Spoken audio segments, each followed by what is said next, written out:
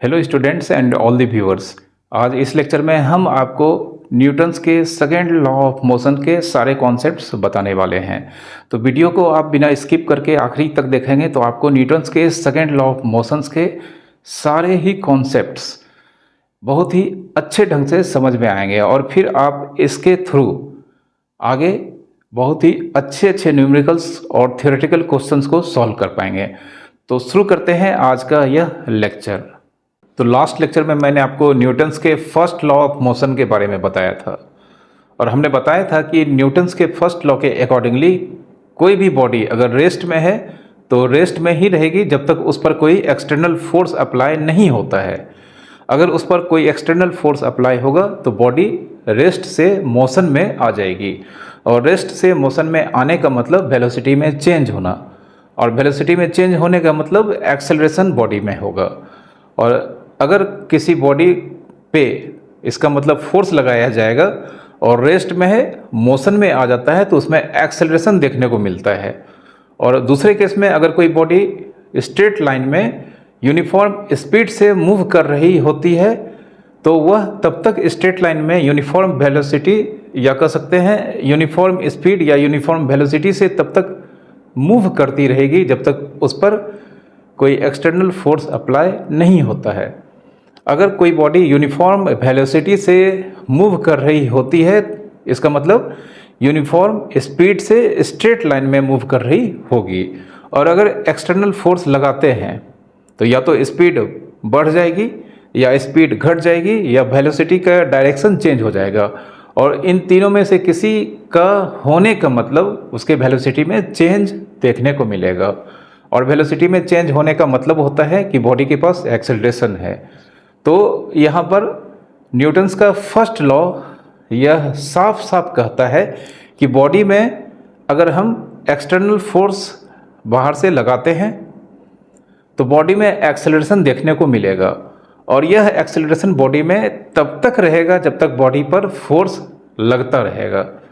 जब तक फोर्स है बॉडी पर तब तक एक्सेलरेशन है। एक बार अगर फोर्स हम हटा लेते हैं या एक बार फोर्स को हम लगाना बंद कर देते हैं तो बॉडी में किसी भी तरह का एक्सेलरेशन देखने को नहीं मिलेगा। ये फर्स्ट लॉ के बारे में हमने अपने प्रीवियस लेक्चर्स में बताए थे। अब यहाँ पर हम न्यूटन्स का सेकेंड लॉ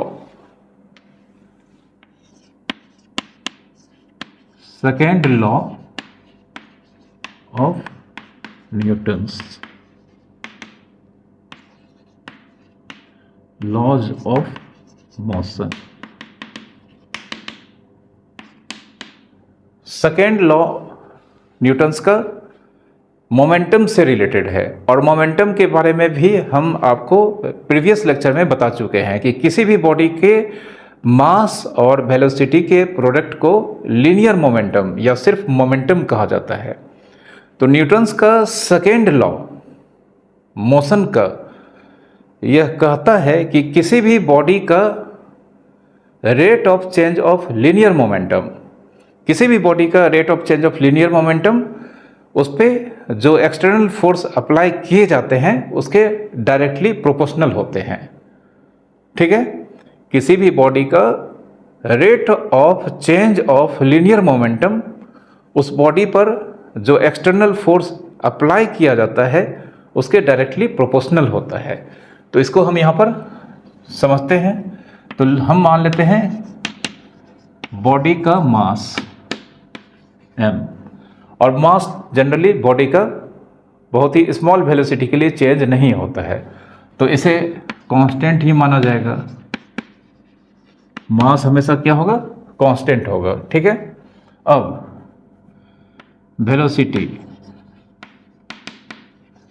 वेलोसिटी मान लेते हैं कितना है? v एट ए इंस्टेंट, मतलब किसी भी समय किसी भी पर्टिकुलर टाइम पे इसका इंस्टेंटेनियस वेलोसिटी कितना है? v है। तो देन मोमेंटम को वेक्टर p से डिनोट किया जाता है जो होता है कितना? मास टाइम वेलोसिटी। मोमेंटम को वेक्टर p से डिनोट किया जाता है और यह मास टाइम वेलोसिटी के बराबर होता है। Momentum product of mass and velocity vector quantity है। अब न्यूटन्स का सेकेंड लॉ क्या बोलता है? न्यूटन्स का सेकेंड लॉ बोलता है कि the rate of change of linear momentum is directly proportional to the external force applied on the body. ठीक है, तो यहां पर सबसे पहले हम rate of change of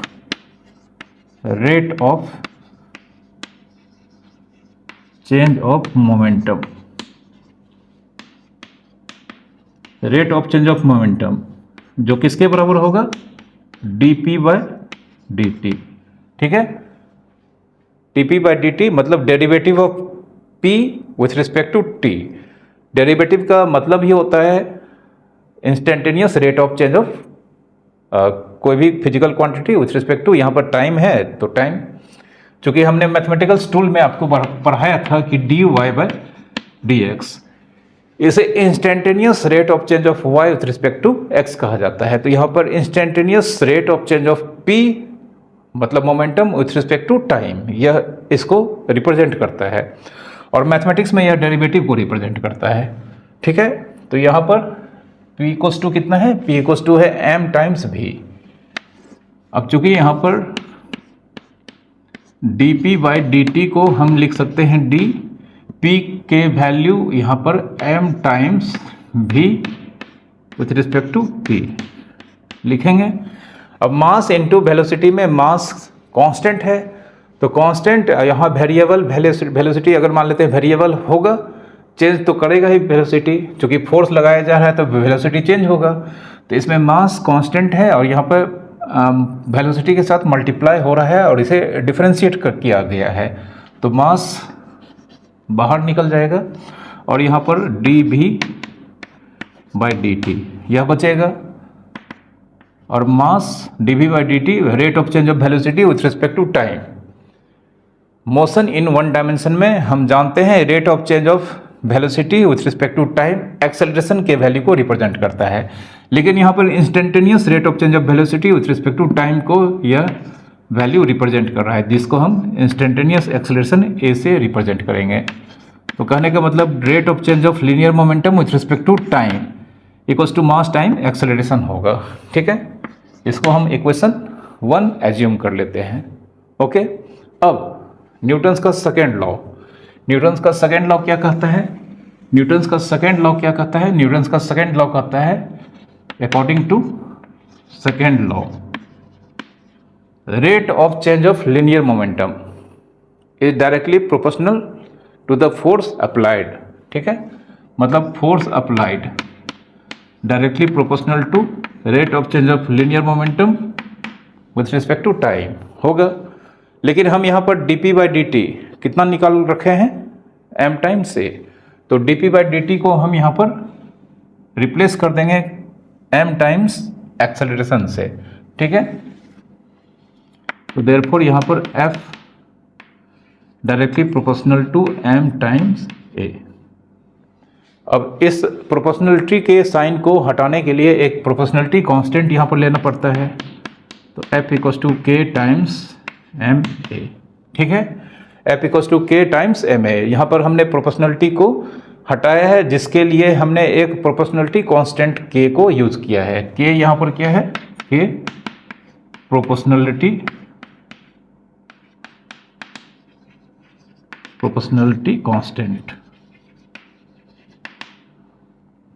constant है। अब हम यहाँ पर f का यूनिट इस तरह से लेते हैं ताकि हमें k का वैल्यू 1 मिले। ठीक है, f का यूनिट SI यूनिट या CGS यूनिट हम इस तरह से लेते हैं कि हमें k का वैल्यू 1 मिल जाना चाहिए। ठीक है, तो नाउ k इक्वल्स टू अगर 1 लेते हैं तो देयरफॉर f इक्वल्स टू 1, मतलब ये 1 हो जाएगा, तो बाकी यहाँ पर क्या होगा, m टाइम्स a। ठीक है, f equals to m times a। Okay, तो force equals to mass times acceleration, force equals to mass time क्या हो गया, एक्सेलरेशन। फोर्स निकालने का यह फॉर्मूला हो गया। ठीक है, लेकिन हम जानते हैं अगर एक्सेलरेशन यहाँ पर यूनिफॉर्म हो, एक्सेलरेशन क्या हो, यूनिफॉर्म हो, तो a equals to v minus u by t।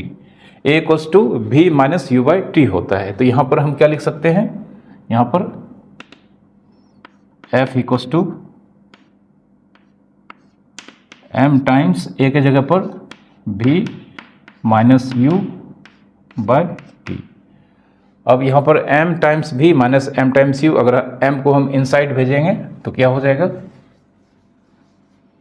अगर हम m को इनसाइड भेजेंगे तो F मतलब force equals to m times v minus m times u by T.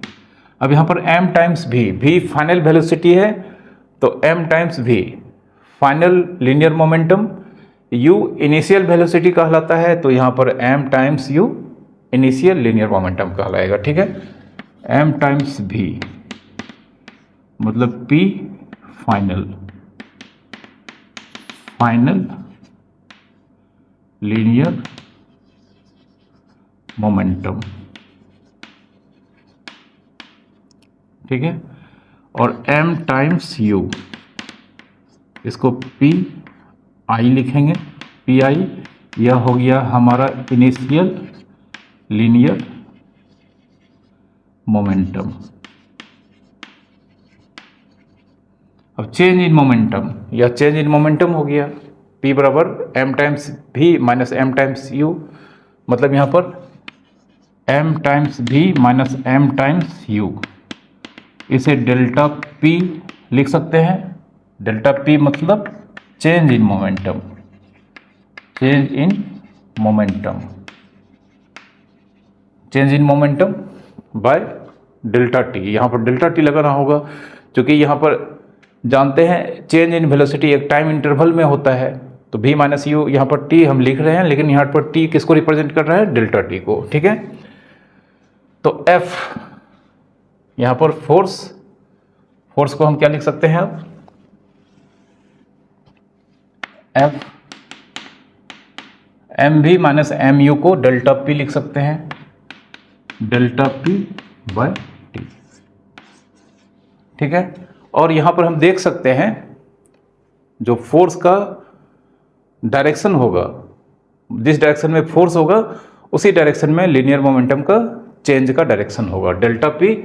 क्योंकि यहाँ पर फोर्स जिस डायरेक्शन में होगा, अगर हम यहाँ पर F into T delta p लिखें, तो जानते हैं t नंबर है और डेल्टा p वेक्टर है, तो डेल्टा p वेक्टर और t हमेशा पॉजिटिव होता है, टाइम पॉजिटिव होता है, तो डेल्टा p मतलब चेंज इन मोमेंटम का डायरेक्शन, फोर्स जो अप्लाई किया जाएगा एक्सटर्नल फोर्स उसके डायरेक्शन में ही होगा। ठीक है, तो ये आपको याद रखना है। न्यूटन्स का सेकेंड लॉ आपको याद रखना है कि न्यूटन्स का सेकेंड लॉ क्या कहता है कि the rate of change of linear momentum is directly proportional to the force applied on the body and the rate of change is in the direction of the force applied. The rate of change of momentum is in the direction of force applied. यहाँ पर momentum का जो rate of change है यह, ठीक है, delta P by T, यह rate of change of momentum किसके डायरेक्शन में होगा, फोर्स के डायरेक्शन में होगा। ओके, तो हम अब फोर्स का हमारे पास एक फॉर्मूला है कि force equals to mass time acceleration, या force equals to rate of change of linear momentum with respect to time. ठीक है, अब हम आपको फोर्स के यूनिट्स के बारे में बताते हैं। तो सबसे पहला जो यूनिट का कैटेगरी है उसे एब्सोल्यूट यूनिट कहा जाता है। तो आइए देखते हैं एब्सोल्यूट यूनिट क्या होता है।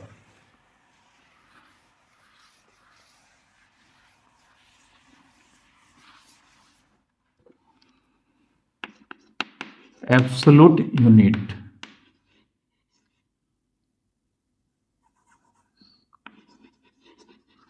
Absolute unit of force. Absolute unit of force में जब फोर्स का हम SI यूनिट में वैल्यू देखते हैं तो उसका वैल्यू न्यूटन होता है। एब्सोल्यूट यूनिट में फोर्स का सबसे पहले SI सिस्टम में फोर्स का यूनिट न्यूटन लिया जाता है। ठीक है, तो इसमें SI यूनिट, एब्सोल्यूट यूनिट,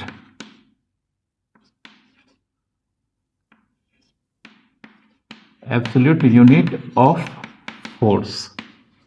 ठीक है, हम एब्सोल्यूट यूनिट ऑफ फोर्स के बारे में पढ़ने जा रहे हैं। तो इसमें हम दो सिस्टम, एक SI मतलब सिस्टम लेंगे, SI यूनिट कहा जाता है इसको, और दूसरा CGS यूनिट लेंगे। तो अब SI यूनिट में एब्सोल्यूट यूनिट ऑफ फोर्स क्या होता है? ये होता है न्यूटन। न्यूटन, ठीक है, न्यूटन मतलब स्मॉल n से स्टार्ट करेंगे, ठीक है, और इसका एब्रिविएटेड फॉर्म n होता है। ठीक है, अब न्यूटन, 1 न्यूटन क्या होता है? 1 न्यूटन जो कि एब्सोल्यूट यूनिट ऑफ फोर्स है, किस यूनिट में? SI यूनिट में। तो 1 न्यूटन, इसको अब हम डिफाइन करते हैं। तो 1 न्यूटन वह फोर्स है जो किसी बॉडी जिसका मास 1 किलोग्राम है पर अगर अप्लाई किया जाता है तो उसमें 1 मीटर पर सेकेंड स्क्वायर का एक्सेलरेशन जनरेट होता है। ठीक है, याद रखना है आपको, 1 न्यूटन वह फोर्स है जो किसी भी बॉडी जिसका मास 1 किलोग्राम होता है पर अगर अप्लाई किया जाता है तो उस बॉडी में 1 मीटर पर सेकेंड स्क्वायर का एक्सेलरेशन जनरेट होता है। ठीक है, तो यहां पर हम लिख देते हैं 1 न्यूटन, 1 न्यूटन, 1 न्यूटन। ठीक है, it is a force, it is a force which when applied on a body of mass 1 kg then it generates an acceleration of 1 metre per second square. ठीक है, याद रखना है आपको। तो इसको हम थोड़ा सा अब सिंबॉलिक फॉर्म में भी देख लेते हैं। तो देयरफॉर हम जानते हैं force equals to mass time acceleration होता है, force equals to mass time acceleration होता है, और यहाँ पर फोर्स कितना है? 1 न्यूटन। तो देयरफॉर यहाँ पर 1 न्यूटन कितना मास पर अप्लाई किया जाएगा? 1 किलोग्राम। और इसमें अगर हम 1 न्यूटन का फोर्स अप्लाई करेंगे 1 किलोग्राम मास पर तो एक्सेलरेशन कितना जनरेट होगा? 1 metre per second square, 1 metre per second square. तो देयरफॉर हम कह सकते हैं 1 न्यूटन 1 इंटू 1, यहाँ पर 1 kilogram metre per second square, kilogram metre per second square. ठीक है, तो ये आपको याद रखना है कि 1 newton 1 kilogram metre per second square के बराबर होता है। ठीक है, ये हो गया 1 न्यूटन एब्सोल्यूट यूनिट फोर्स का किस सिस्टम में? SI यूनिट सिस्टम में। ठीक है, अब CGS, इसे भी हम जान लेते हैं।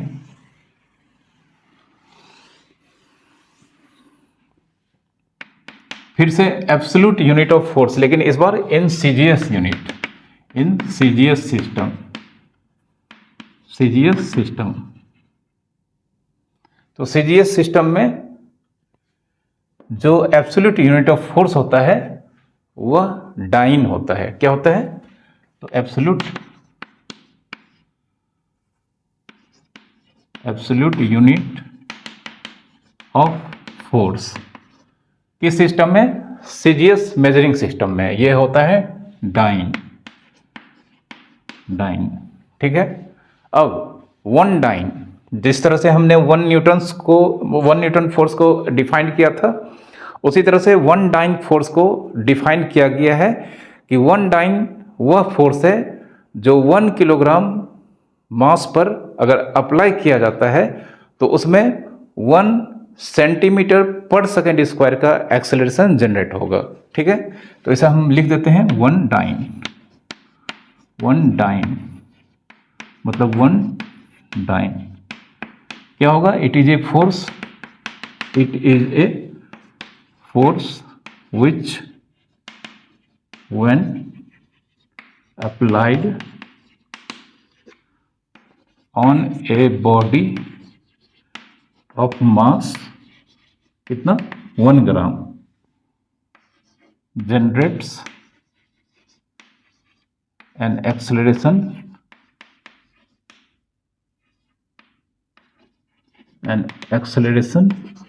of 1 centimetre per second square. ठीक है, वन डाइन किसी भी बॉडी जिसका मास 1 ग्राम होगा, अगर उस पर हम लगाएंगे, अप्लाई करेंगे, तो उस बॉडी में हमें 1 सेंटीमीटर पर सेकेंड स्क्वायर का एक्सेलरेशन देखने को मिलेगा। ठीक है, तो यहाँ पर हम इसे भी थोड़ा सा इस तरह से फॉर्मुलेट कर देते हैं। तो अब फिर से यहाँ पर F इक्वल टू क्या होता है, ma, और इस पर फोर्स है हमारा कितना 1 डाइन। तो 1 डाइन में मास कितना यूज करना है 1 ग्राम, और एक्सेलरेशन कितना जनरेट होगा 1 सेंटीमीटर पर सेकेंड स्क्वायर। ठीक है, तो देयरफॉर हम यहाँ पर लिख सकते हैं therefore 1 dyne equals to 1 into 1 gram centimetre per second square. ठीक है, ये आपको याद रखना है। अब 1 न्यूटन मतलब न्यूटन और डाइन में क्या रिलेशन होता है यह भी देख लेते हैं। ठीक है, तो सिंस यहाँ पर हम देख सकते हैं 1 newton 1 kilogram into 1 metre per second square, 1 kilogram into 1 metre per second square होता है। 1 किलोग्राम में 1000 ग्राम होता है, तो 1 किलोग्राम के प्लेस पे हम लिख सकते हैं 1000 ग्राम, और 1 मीटर में 100 सेंटीमीटर होता है। तो यहाँ पर 1 मीटर के जगह पे हम 100 सेंटीमीटर पर सेकेंड स्क्वायर लिखेंगे। अब यहाँ पर देख सकते हैं 1000 और यहाँ पर 100 मिलकर मल्टीप्लाई होकर कितना हो जाएगा 10 to the power 5 gram centimetre per second square. ठीक है, ये किसके बराबर है न्यूटन के बराबर, मतलब 1 न्यूटन के बराबर। अब क्या हम इसे इस तरह से लिख सकते हैं 1 न्यूटन बराबर 10 टू द पावर 5, और ग्राम सेंटीमीटर पर सेकेंड को हम 1 gram centimetre per second square लिख सकते हैं। और 1 ग्राम सेंटीमीटर मतलब 10 to the power 5 into 1 10 to the power 5 ही होगा, और 1 gram centimetre per second square को हम रिप्लेस कर सकते हैं कितने से, डाइन से, 1 डाइन से।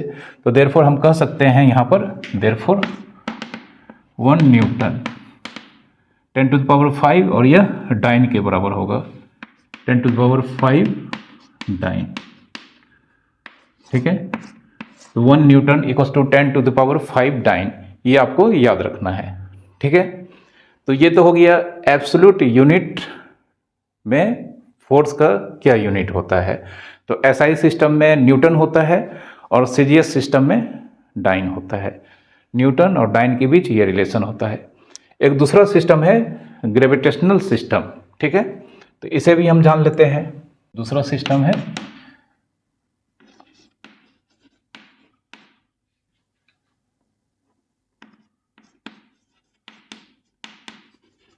Gravitational unit. ठीक है, एब्सोल्यूट यूनिट, दूसरा ग्रेविटेशनल यूनिट। तो ग्रेविटेशनल यूनिट में भी 2 तरह का यूनिट हम यहाँ पर स्टडी करेंगे। एक एसआई यूनिट होगा और दूसरा सीजीएस यूनिट होगा। ठीक है, तो इन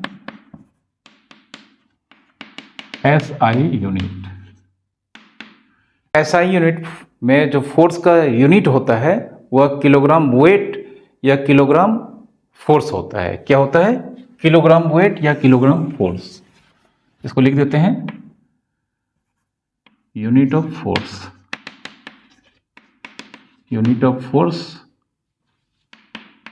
किलोग्राम वेट, जैसे शॉर्ट में KGWT लिख सकते हैं, या किलोग्राम फोर्स, जिसे KGF इस तरह से लिखते हैं। ठीक है, तो ग्रेविटेशनल यूनिट पहला बार पढ़े थे हम एब्सोल्यूट यूनिट। ग्रेविटेशनल यूनिट में सबसे पहले एसआई सिस्टम में फोर्स का यूनिट या तो किलोग्राम वेट केजी डब्ल्यूटी लिखते हैं या किलोग्राम फोर्स केजीएफ लिखते हैं। अब यह होता क्या है तो इसको भी हम आपको बता देते हैं, जिस तरह से हम न्यूटन को डाइन को बताए थे, ठीक ना। तो अब 1 किलोग्राम वेट, 1 केजी वेट या 1 किलोग्राम फोर्स और 1 किलोग्राम फोर्स। न्यूमेरिकल्स बनाने में बहुत काम आता है ये, इसलिए आपको इसको समझना है और याद रखना है। मतलब 1 kgf, ठीक है। ये क्या होता है तो ये भी एक फोर्स है, ये भी एक फोर्स है जो किसी बॉडी जिसका मास 1 किलोग्राम है अगर उस पर अप्लाई किया जाता है तो उसमें जो एक्सेलरेशन जनरेट होता है वह 9.8 मीटर पर सेकेंड स्क्वायर, जो कि एक्सेलरेशन ड्यू टू ग्रेविटी के वैल्यू को रिप्रेजेंट करता है। याद रखना है 1 किलोग्राम वेट या 1 किलोग्राम फोर्स एक फोर्स है जो किसी बॉडी जिसका मास 1 किलोग्राम है पर अगर अप्लाई किया जाता है तो उसमें जो एक्सेलरेशन जनरेट होता है वह 9.8 मीटर पर सेकेंड स्क्वायर या कह सकते हैं एक्सेलरेशन ड्यू टू ग्रेविटी के बराबर एक्सेलरेशन उत्पन्न होता है, ठीक है। तो it is a force which when applied on a body of mass कितना kg 1 kg then generates an acceleration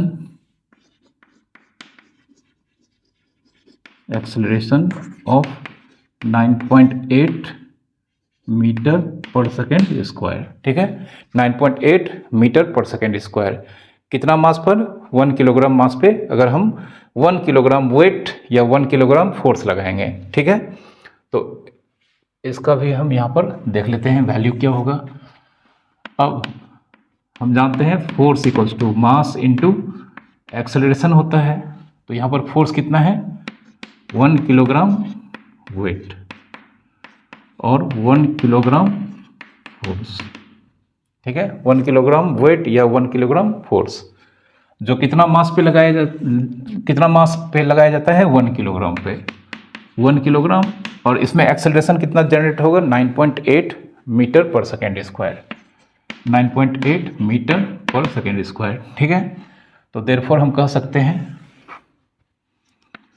therefore 1 kilogram weight और 1 किलोग्राम फोर्स, यहाँ पर 1 इंटू 9.8, इसे 9.8 लिख सकते हैं। अब बाकी kilogram metre per second square को हम 1 kilogram metre per second square लिख सकते हैं, और 1 kilogram metre per second square अभी अभी हमने आपको बताया है 1 न्यूटन होता है, ठीक है। तो यह कितना हो जाएगा देयरफॉर 1 किलोग्राम वेट या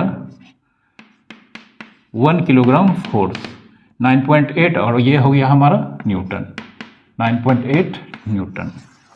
तो 1 किलोग्राम वेट का फोर्स लगाएं या 1 किलोग्राम फोर्स लगाने का मतलब 9.8 न्यूटन का फोर्स हमने किसी बॉडी पे लगाया है, ठीक है, याद रखना है। दूसरा ये तो एसआई सिस्टम में था, दूसरा सीजीएस सिस्टम में। तो सीजीएस सिस्टम में यहाँ पर किलोग्राम के जगह पर सिर्फ ग्राम हो जाएगा, तो 1 किलोग्राम के जगह पर हम 1 ग्राम वेट और यहाँ पर 1 किलोग्राम फोर्स के जगह पर 1 ग्राम फोर्स बोलेंगे, ठीक है। तो इसको भी हम देख लेते हैं सीजीएस में। इन सीजीएस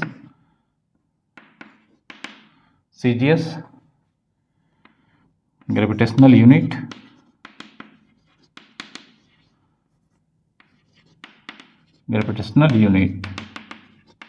ऑफ फोर्स, ठीक है। सीजीएस सिस्टम में ग्रेविटेशनल यूनिट ऑफ फोर्स क्या हो जाएगा, यहाँ पर 1 किलोग्राम था तो यहाँ पर 1 ग्राम, मतलब ग्राम वेट, और ग्राम वेट को GWT लिखेंगे, या ग्राम फोर्स मतलब GF, ठीक है, ग्राम वेट या ग्राम फोर्स लिखेंगे, ठीक है। अब ये बहुत ही इजी है, जिस तरह से हम यहाँ पर बता चुके हैं आपको कि 1 किलोग्राम वेट किसी बॉडी जिसका मास 1 किलोग्राम होगा उस पर यदि लगाया जाएगा उस पर इतना फोर्स, तो उसमें 9.8 मीटर पर सेकेंड स्क्वायर का एक्सेलरेशन जनरेट होगा। उसी तरह से 1 ग्राम फोर्स या 1 ग्राम वेट का फोर्स अगर किसी बॉडी पर लगाएंगे जिसका मास 1 ग्राम है और उसमें हमें एक्सेलरेशन देखने को मिलेगा 980 सेंटीमीटर पर सेकेंड स्क्वायर, तो इस कंडीशन में इसका फॉर्मूला हो गया, ठीक है। तो ये हम लिखने नहीं जा रहे हैं, आपको याद रखना है कि 1 ग्राम वेट एक फोर्स है जो एक बॉडी जिसका मास 1 ग्राम होता है उस पर अगर हम अप्लाई करते हैं तो उसमें एक्सेलरेशन जनरेट होगा 980 सेंटीमीटर पर सेकेंड स्क्वायर, ठीक है। तो इसको हम यहाँ पर ऐसे ही लिख देते हैं, therefore 1 ग्राम वेट या 1 gram force equals to 980 gram centimetre per second square, या नहीं तो 9809, ठीक है। 1 ग्राम वेट या 1 ग्राम फोर्स, ठीक है। आपको ये याद रखना है, ये बहुत काम का चीज़ है, ओके।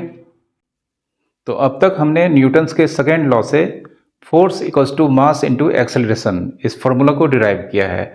अब इस फार्मूला को यूज़ करके हम यहाँ पर कुछ न्यूमेरिकल्स को सॉल्व करने वाले हैं, जिसमें पहला न्यूमेरिकल है कि यहाँ पर एक रोड है, इस पर एक कार ट्रेवल कर रहा है, किस स्पीड से 10 मीटर पर सेकेंड के स्पीड से एक कार ट्रेवल कर रहा है, ठीक है। अब इस कार जो कि मतलब यह कार 10 मीटर पर सेकेंड के स्पीड से इस डायरेक्शन में ट्रेवल कर रहा है। इसके बाद इस कार पर इसका इंजन फॉरवर्ड डायरेक्शन में फोर्स लगाता है 1000 न्यूटन, और कार का मास दिया गया है 1000 kg।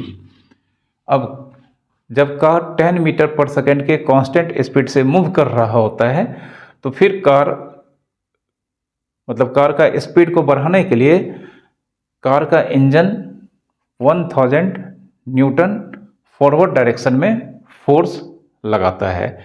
लेकिन यहाँ पर फ्रिक्शन का फोर्स, जो कि कार का टायर यहाँ पर रोड के संपर्क में है, तो यहाँ पर फ्रिक्शन का फोर्स भी लगता है 500 न्यूटन, ठीक है। इसी समय जिस समय 1000 न्यूटन का फोर्स लगाया जाता है इंजन के द्वारा, तो इस कार की वेलोसिटी फाइंड करनी है हमें 10 सेकेंड के बाद। तो हमें यहाँ पर वेलोसिटी फाइंड करनी है after t equals to 10 second. t equals to 10 second के बाद इसकी क्या वेलोसिटी है ये हम मालूम करनी है, ठीक है। तो हम यहाँ पर देख सकते हैं कार पर 2 एक्सटर्नल फोर्स लगाया जा रहा है, एक 10,000 न्यूटन का और दूसरा 500 न्यूटन का, और दोनों ही फोर्स एक दूसरे के अपोजिट डायरेक्शन में है। तो अगर इस फोर्स को हम पॉजिटिव लेंगे वेक्टर के अकॉर्डिंगली, इस फोर्स को अगर हम पॉजिटिव लेते हैं तो इसका वैल्यू नेगेटिव लेना होगा। तो हम F1 लेते हैं 1000 न्यूटन पॉजिटिव है, और F2 इस फ्रिक्शनल फोर्स को एज्यूम करेंगे तो यह हो जाएगा -500 न्यूटन। अब दोनों ही फोर्स एक दूसरे के अपोजिट डायरेक्शन में है, तो नेट फोर्स F नेट, जिसे F मार के चलते हैं, इन दोनों का अलजेब्रिक सम होगा, तो 1000 प्लस -500 मतलब 500 न्यूटन। और यहाँ पर यह 500 का साइन प्लस आया है, इसका मतलब जो नेट फोर्स है, रिजल्टेंट फोर्स है, वह अल्टीमेटली फॉरवर्ड डायरेक्शन में एक्ट कर रहा है। ठीक है, अब force equals to mass into acceleration होता है, तो एक्सेलरेशन निकाल लेते हैं। एक्सेलरेशन फोर्स बाय मास होगा, तो फोर्स हमारा कितना है 500 और मास है 1000। ठीक है, और यह न्यूटन है और यह किलोग्राम SI यूनिट में है। तो यहाँ पर 1/2 मीटर पर सेकेंड स्क्वायर। ठीक है, 500 और नीचे 1000 है, तो यह 2 से कैंसिल हो जाएगा, तो acceleration 1/2 metre per second square आएगा। अब हमें वेलोसिटी निकालना है 10 सेकेंड के बाद इस कार की वेलोसिटी क्या होगी। तो फार्मूला होता है v equals to u plus a t. v equals to u plus a t formula होता है। तो यहाँ पर v इक्वल्स टू यू कितना दिया गया है, u शुरू में कार चल रहा है 10 मीटर पर सेकेंड के स्पीड से, 10 a हमने निकाला है अभी 1/2, और टाइम कितने समय के बाद निकालना है इसका वेलोसिटी 10। तो यहाँ पर 10 + 5 मतलब 15 मीटर पर सेकेंड इसका स्पीड हो जाएगा, इसका वेलोसिटी हो जाएगा 10 सेकेंड के बाद। ठीक है, बहुत ही आसान न्यूमेरिकल्स है, आप इसे खुद से ट्राई कर सकते थे, मतलब इसको पॉज करके आप खुद से बनाएंगे तब भी बन जाएगा। ओके, हमारे पास दूसरा क्वेश्चन कुछ इस तरह से है कि यहाँ पर एक प्लैंक है, वुडन प्लैंक। ये क्या है, ये वुडन प्लैंक है, वुडन प्लैंक मतलब एक लकड़ी का टुकड़ा है मोटा सा। ठीक है, और एक बुलेट, एक गोली, यहाँ पर ये बुलेट है, और यह बुलेट 90 मीटर पर सेकेंड के स्पीड से 90 मीटर पर सेकेंड के स्पीड से इस प्लैंक से टकराता है। ठीक है, मतलब यह बुलेट जब इससे टकराता है, यह बुलेट जब इससे टकराता है तो इसका स्पीड 90 मीटर पर सेकेंड है। ठीक है, इनिशियल स्पीड। और यह बुलेट जब इस वुडन प्लैंक से टकराता है तो यह इस वुडन प्लैंक के इनसाइड 60 सेंटीमीटर अंदर चला जाता है। ठीक है, तो मान लेते हैं यह यहाँ चला जाता है, 60 सेंटीमीटर अंदर चले जाने के बाद यह रुक जाता है। ठीक है, यह यहाँ आ जाता है, तो यहाँ से यहाँ तक 60 सेंटीमीटर 60 सेंटीमीटर यह बुलेट 90 मीटर पर सेकेंड के स्पीड से एक वुडन प्लैंक से टकराता है, और इस वुडन प्लैंक के अंदर यह 60 सेंटीमीटर तक घुस जाता है, अंदर चला जाता है। उसके बाद यह रेस्ट में आ जाता है, मतलब यहाँ पर यह v = 0, इसका फाइनल वेलोसिटी 0 हो जाता है। ठीक है, तो यहाँ पर जो रिटार्डिंग फोर्स काम करता है वुडन प्लैंक के द्वारा इस बुलेट को रोकने में, वह कितना है वह हमें निकालना है। रिटार्डिंग फोर्स क्या है यह मालूम करना है। ठीक है, तो सबसे पहले जितना भी डाटा है वह हम लिख लेते हैं। तो बुलेट का initial velocity u 90 metre per second, v रुक जाता है बुलेट 0 मीटर पर सेकेंड।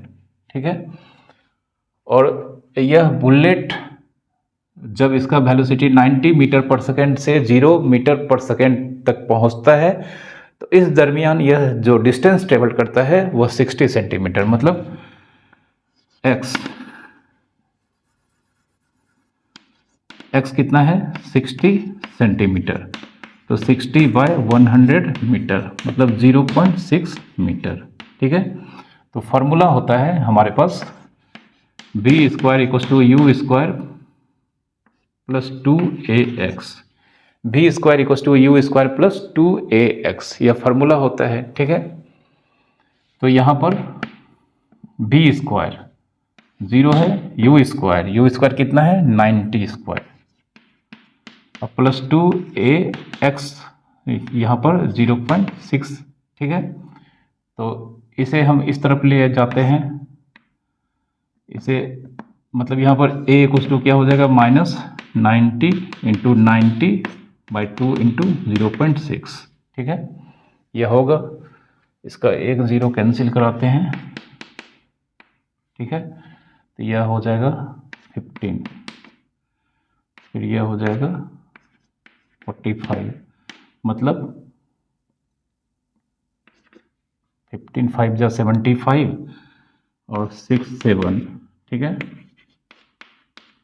तो A equals to -6750 metre per second square. Negative है, निगेटिव मतलब यहाँ पर रिटार्डेशन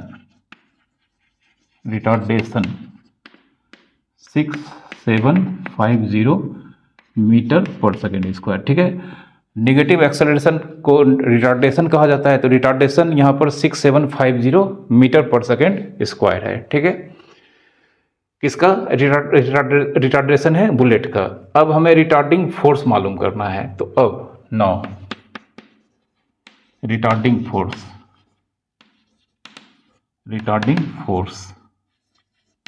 तो बुलेट का मास दिया गया है 0.04 kg।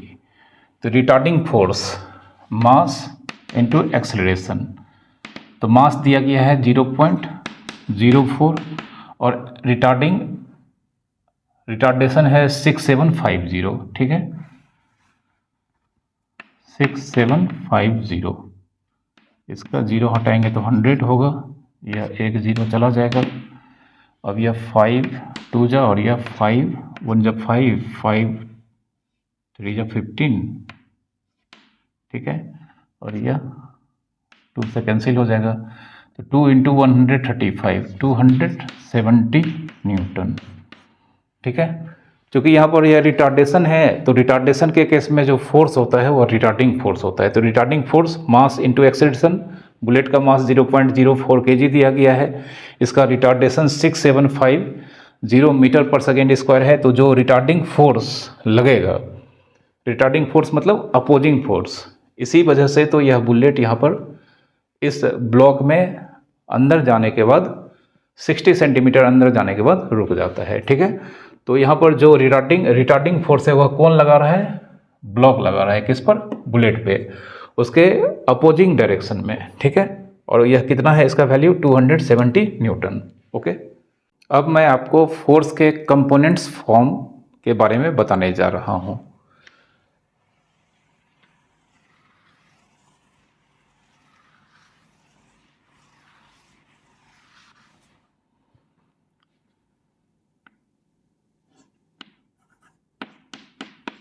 Component form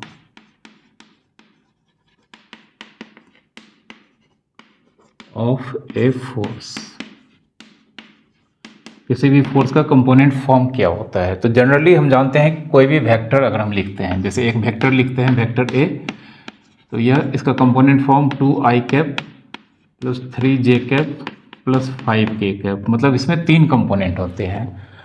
I cap के साथ जो वैल्यू होता है वह एक्स कंपोनेंट कहलाता है, जे कैप के साथ जो वैल्यू होता है वह वेक्टर का वाई कंपोनेंट कहलाता है, और के कैप के साथ जो वेक्टर का कंपोनेंट होता है यह जेड कंपोनेंट कहलाता है। तो यहाँ पर एक फोर्स हम लेते हैं F, तो इसका भी 3 कंपोनेंट्स होगा। तो x कंपोनेंट मान लेते हैं इसका Fx, इसका मैग्नीट्यूड है, और इसके साथ आई कैप होगा। अगर इस फोर्स को वेक्टर फॉर्म में लिखेंगे तो F equals to Fx i cap plus Fy j cap plus Fz k cap, ठीक है। अब फोर्स है तो जानते हैं मोमेंटम होगा तभी तो फोर्स होगा। तो जो मोमेंटम है यह भी यहाँ पर कुछ इस तरह से होगा, Px आई कैप प्लस Py जे कैप प्लस Pz के कैप। अब P इक्वल्स टू होता है मास इनटू वेलोसिटी, तो यहाँ पर मास तो जानते हैं फिक्स होगा, तो mvx आई कैप mvy जे कैप mvz के कैप, यह P का दूसरा कंपोनेंट फॉर्म हो गया। अब एक्सेलरेशन होगा, फोर्स होगा तो एक्सेलरेशन भी होगा, तो एक्सेलरेशन को हम लिख सकते हैं ax आई कैप ay जे कैप az के कैप, इस तरह से लिख सकते हैं, ठीक है। तो ये सब वेक्टर हैं, इसलिए हम इसके कंपोनेंट फॉर्म को कुछ इस तरह से लिख सकते हैं। अब फोर्स जो कि जानते हैं यहाँ पर d p by D T के बराबर होता है, ठीक है। बट यहाँ पर पी हम देख सकते हैं किसके बराबर है, डी। यहाँ पर पी को कंपोनेंट फॉर्म में अगर लिखेंगे तो यह पी एक्स आई कैप प्लस पी वाई जे cap plus P Z k cap, ठीक है।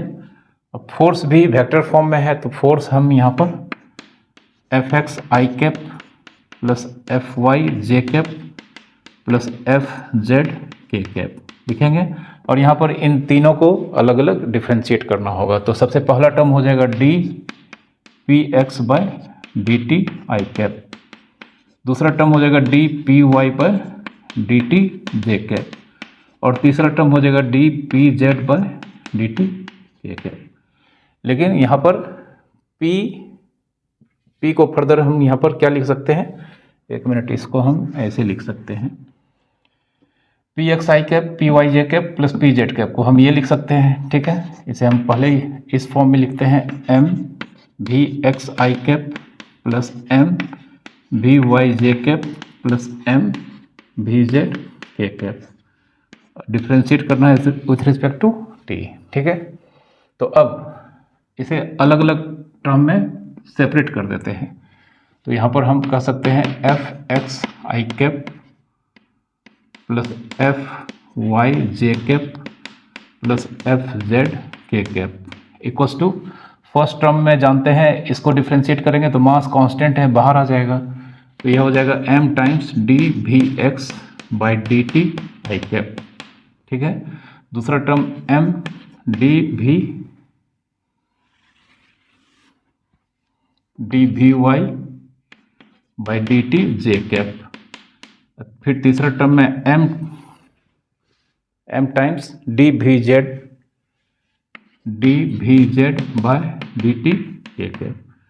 अब v x by d t यह एक्सेलरेशन होगा, तो देयरफॉर एफ एक्स आई कैप प्लस एफ वाई जे cap plus f z k cap.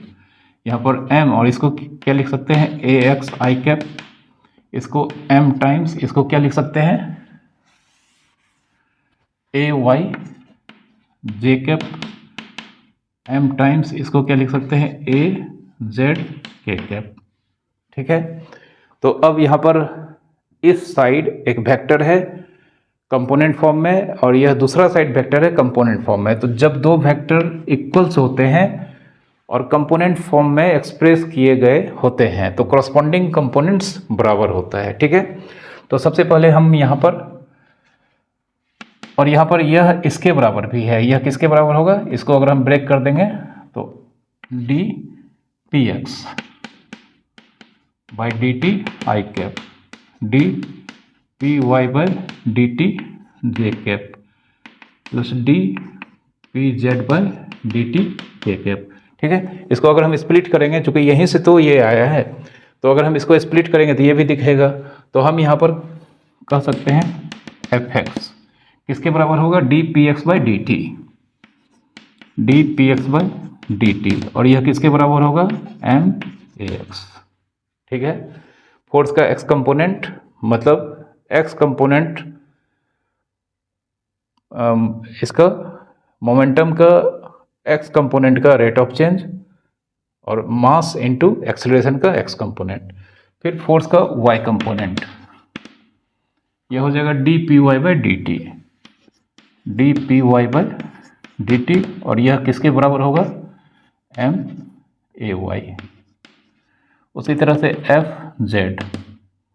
F Z हो जाएगा D P z by d t, d P z by d t, और यह हो जाएगा हमारा एम ए जेड, ठीक है। यह फोर्स का कंपोनेंट फॉर्म कहलाता है, यह मैग्नीट्यूड है। एक्स कंपोनेंट मोमेंटम के एक्स कंपोनेंट के रेट का चेंज होगा, या मास इनटू एक्सेलरेशन का एक्स कंपोनेंट होगा। फिर वाई कंपोनेंट मोमेंटम का वाई कंपोनेंट का रेट का चेंज मतलब रेट चेंज होगा, और यहाँ पर मास टाइम एक्सेलरेशन का वाई कंपोनेंट।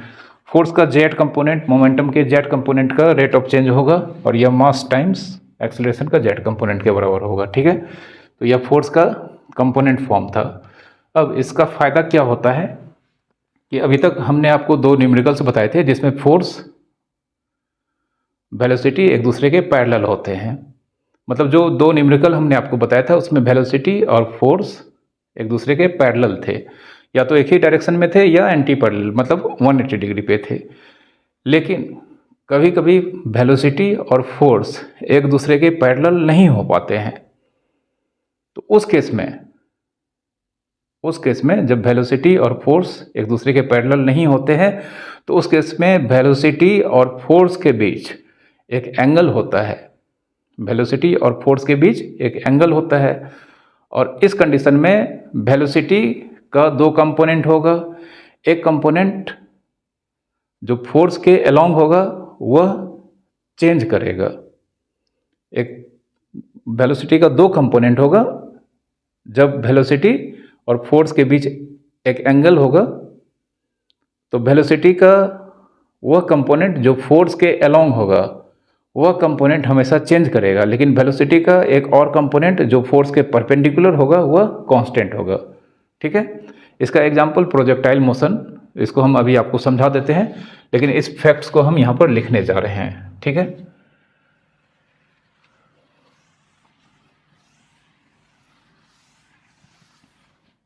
इस फैक्ट को लिखने जा रहे हैं, पहले लिख देते हैं, उसके बाद हम आपको एग्जांपल से समझा देते हैं। तो व्हेन वेलोसिटी मतलब force and velocity are not parallel. ठीक है, फोर्स और वेलोसिटी एक दूसरे के पैरेलल नहीं होगा तो then n f and b are at angle theta. मतलब इस कंडीशन में फोर्स और वेलोसिटी के बीच एक एंगल होगा, उस एंगल को थीटा मान लेते हैं। ठीक है, then V has two components. Velocity का दो कंपोनेंट होगा, the component of velocity along force. जो वेलोसिटी का कंपोनेंट फोर्स के along होगा विल चेंजेज, बट लेकिन जो कंपोनेंट वेलोसिटी का फोर्स के परपेंडिकुलर होगा वह कांस्टेंट होगा। बट द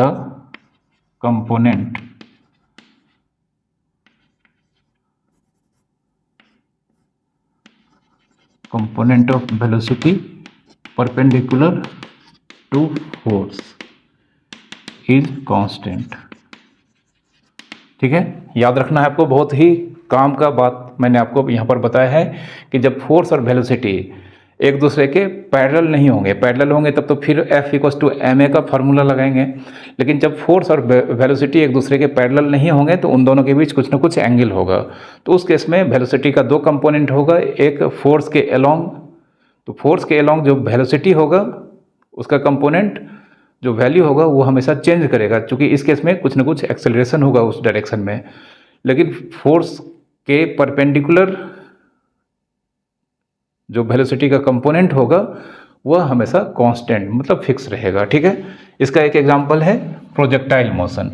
तो प्रोजेक्टाइल मोशन हम जानते हैं इस तरह से एक velocity v, initial velocity v पर फेंका जाता है। ठीक है, और इस केस में हम जानते हैं जो फोर्स लग रहा होता है वह ग्रेविटेशनल फोर्स होता है, vertically direction F=mg। Vertical direction में फोर्स एक्ट करता है। ठीक है, वर्टिकली डाउनवर्ड होता है। लेकिन यहाँ पर हम देख सकते हैं यह वेलोसिटी है, यह फोर्स है, इन दोनों के बीच यहाँ पर कुछ ना कुछ एंगल है, इन दोनों के बीच कुछ ना कुछ एंगल है, यहाँ पर थीटा मान लेते हैं। ठीक है, अब फोर्स का दो कंपोनेंट, फोर्स का वेलोसिटी का हुआ कंपोनेंट जो वेलोसिटी का हुआ कंपोनेंट जो फोर्स के अलोंग होगा। फोर्स के अलोंग का मतलब या तो फोर्स के डायरेक्शन में या फोर्स के अपोजिट डायरेक्शन में। तो हम जानते हैं इस केस में इस डायरेक्शन में यहाँ पर v cos theta, v sin theta, और इधर v cos थीटा होता है, यह v cos थीटा होता है।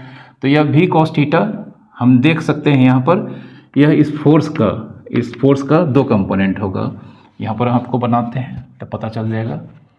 तो यहाँ पर कुछ इस तरह का सिचुएशन है, इधर फोर्स है, यह फोर्स का एक कंपोनेंट इधर होगा F, यह कितना डिग्री है 90 डिग्री।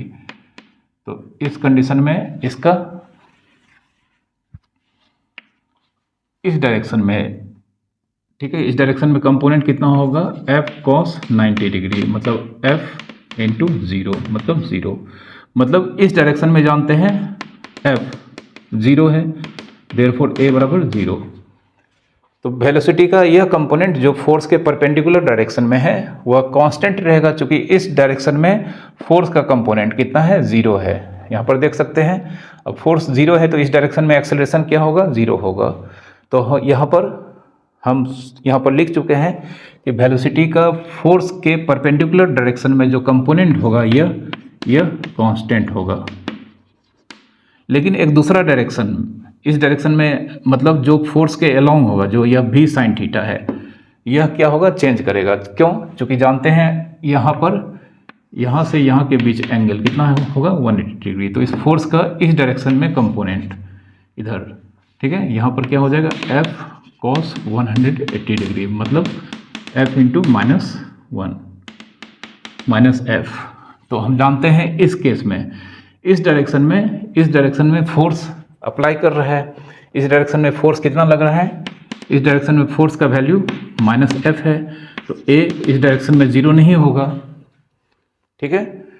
फोर्स के अलोंग जो कंपोनेंट है वेलोसिटी का v sin थीटा, इस डायरेक्शन में फोर्स एक्ट कर रहा है कितना -F, मतलब मैग्नीट्यूड उसका F के बराबर होगा।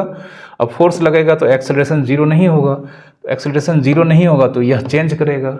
जिस डायरेक्शन में जब एक्सेलरेशन होता है, जब फोर्स लगता है तो एक्सेलरेशन होता है, तो इस डायरेक्शन में वेलोसिटी का यह कंपोनेंट जो कि वेलोसिटी फोर्स के परपेंडिकुलर है, फोर्स 0 है तो एक्सेलरेशन 0 होगा, इसलिए यह कांस्टेंट होगा।